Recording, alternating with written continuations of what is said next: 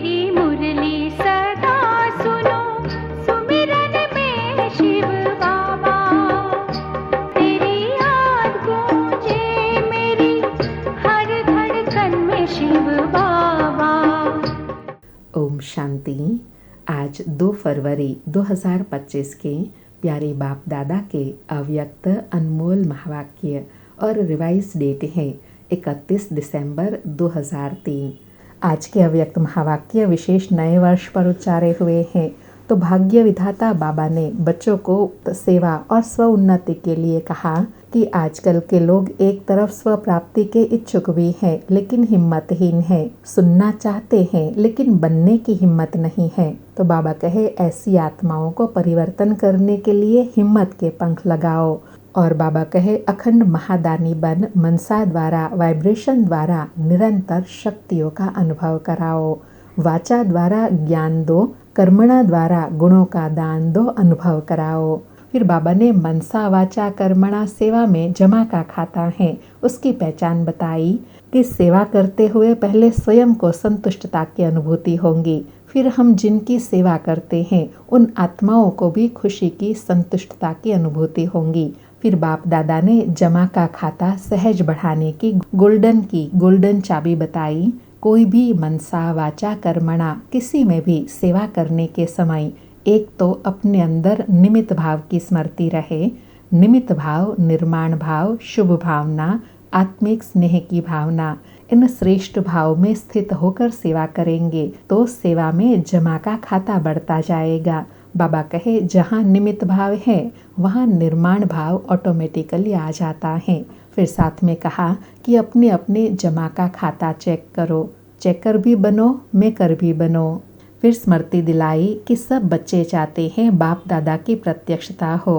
तो बाबा कहे उसके लिए क्या करना है, नेचुरल हर संकल्प में, हर बोल में, हर कर्म में बाबा की स्मृति रहे तो आप द्वारा बाप प्रत्यक्ष होंगे।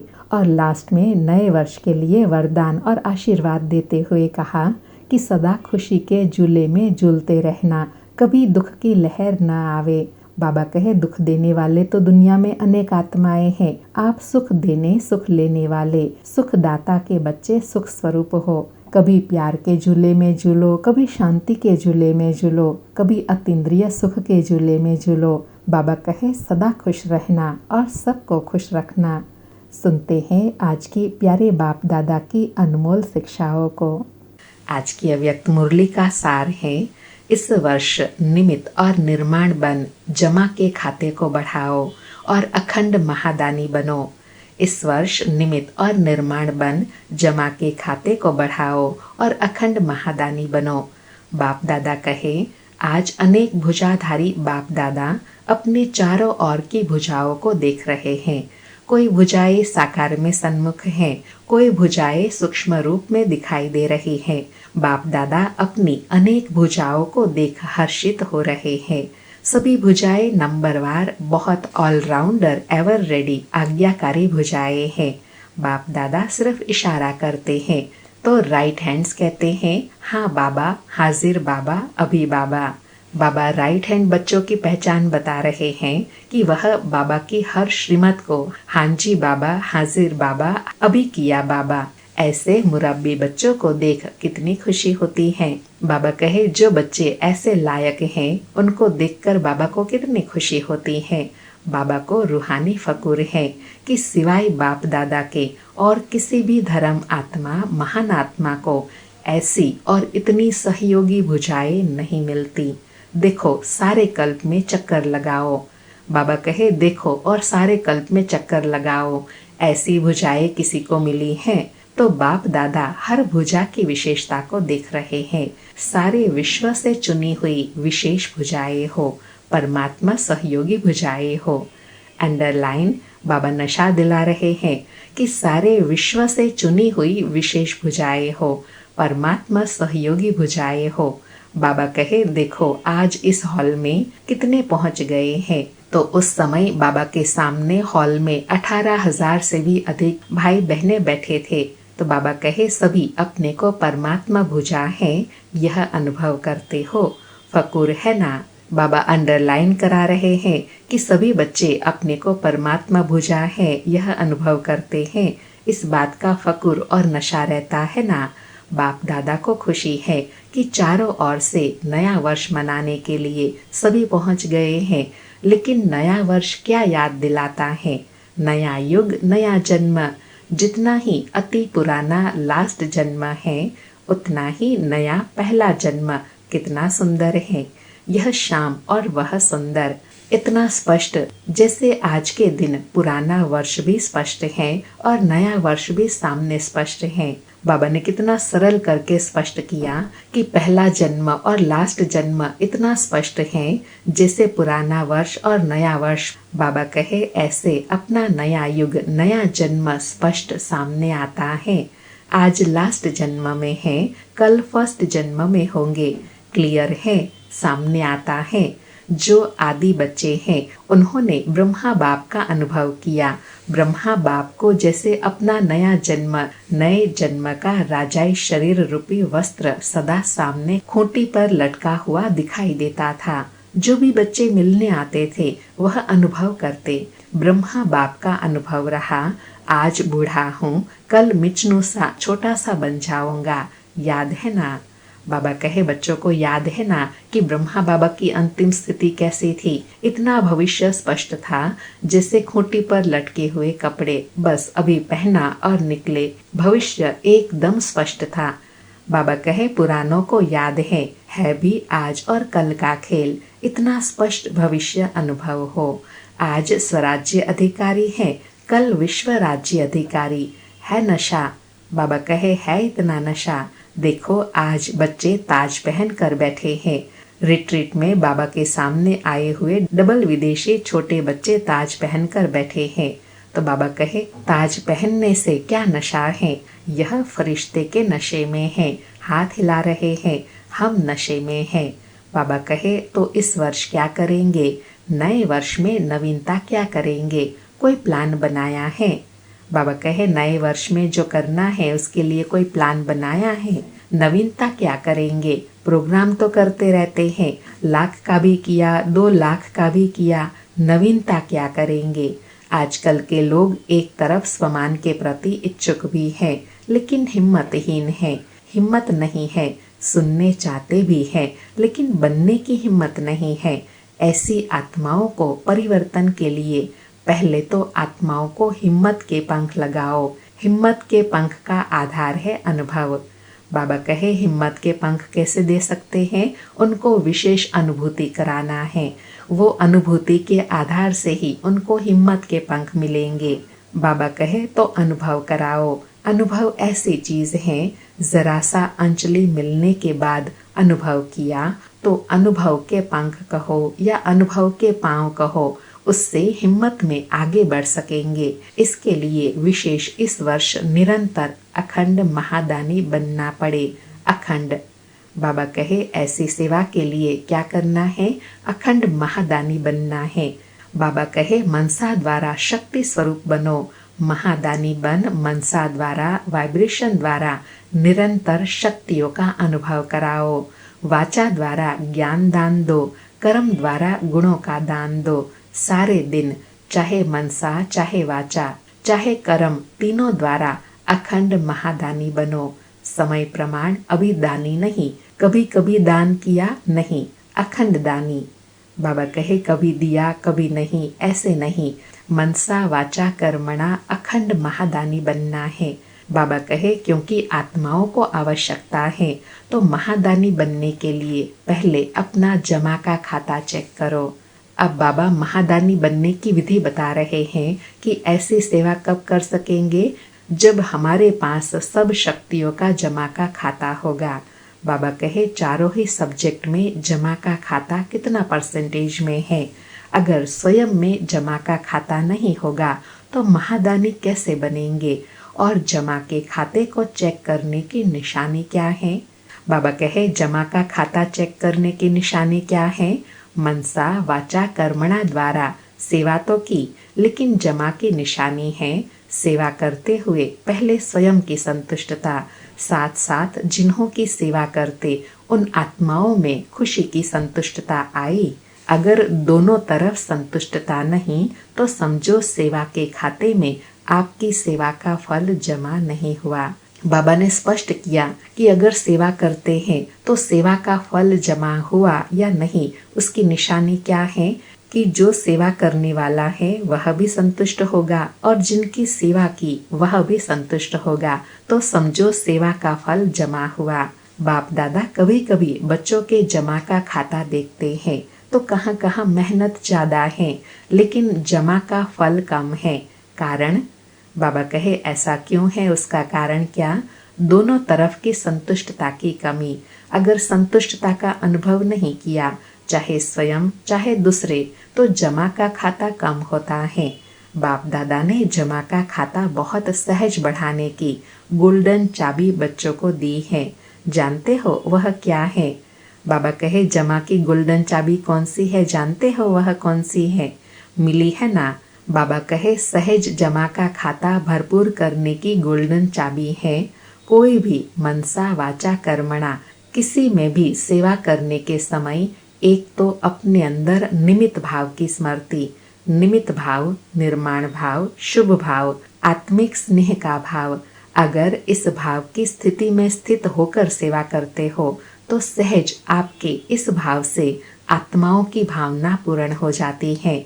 बाबा कहे अपने खाते को भरपूर करने की विधि क्या है कि मनसा वाचा या कर्मणा कोई भी सेवा करते हो तो उसमें देखना है हमारा निमित्त भाव, निर्माण भाव, शुभ भाव और आत्मिक भाव। इस स्थिति में स्थित होकर सेवा करते हैं तो सहज जमा का खाता बढ़ता जाता है।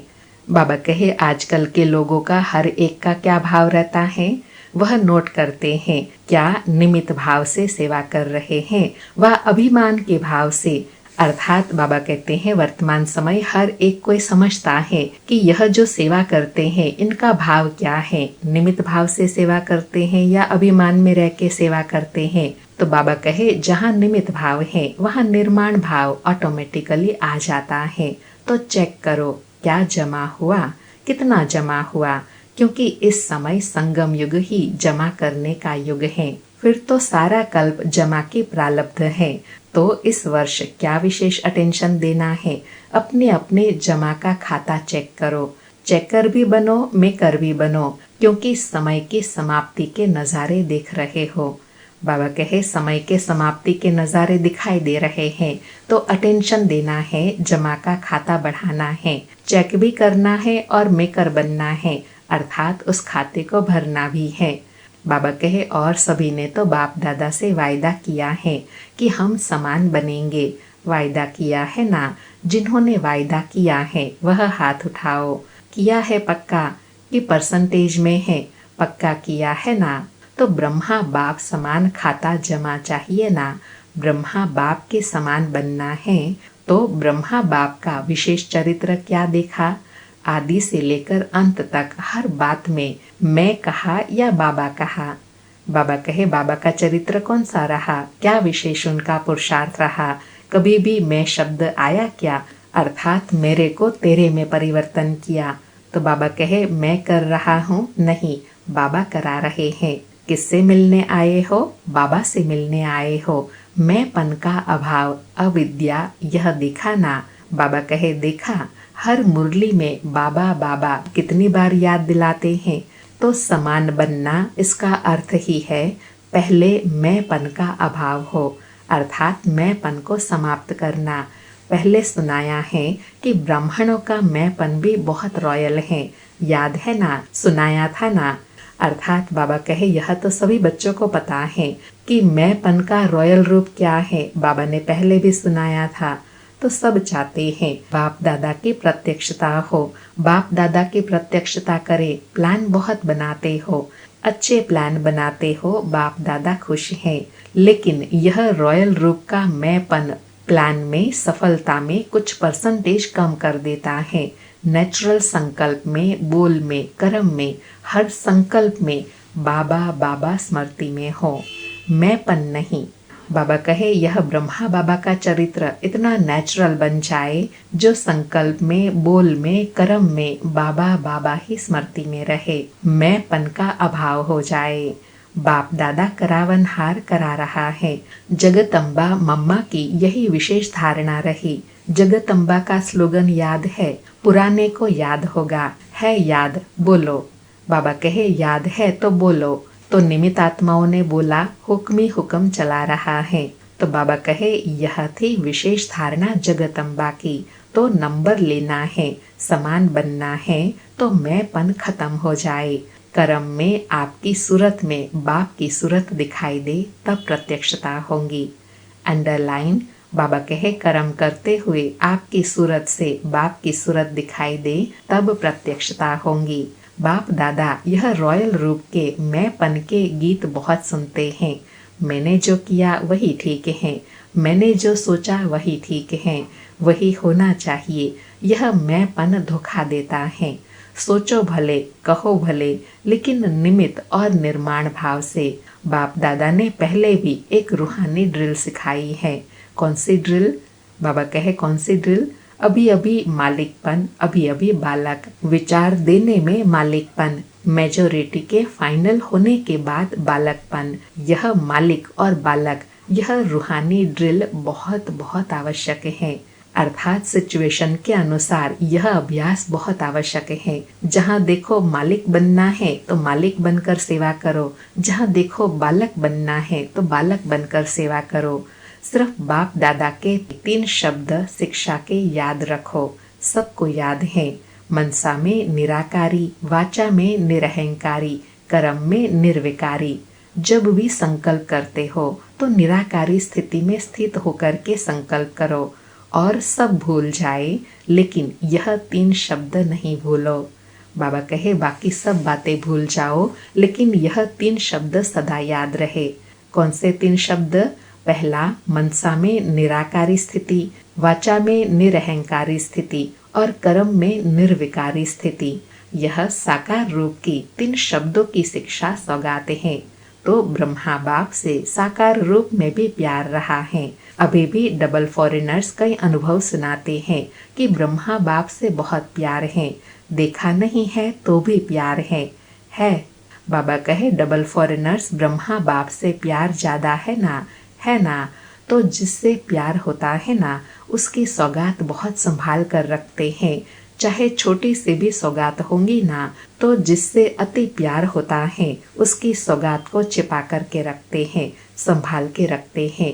तो ब्रह्मा बाप से प्यार है तो इन 3 शब्दों की शिक्षा से प्यार है। अंडरलाइन, बाबा कहे अगर ब्रह्मा बाप से प्यार है तो उसकी निशानी पहचान कौन सी है? कि बाबा के जो यह 3 शब्दों की जो शिक्षा बताई बाबा ने, उनसे प्यार है और उसको सौगात के रूप में अपने पास संभाल कर रखेंगे, अर्थात प्रैक्टिकल में उसको लाते रहेंगे। तो बाबा कहे इसमें संपन्न बनना या समान बनना बहुत सहज हो जाएगा।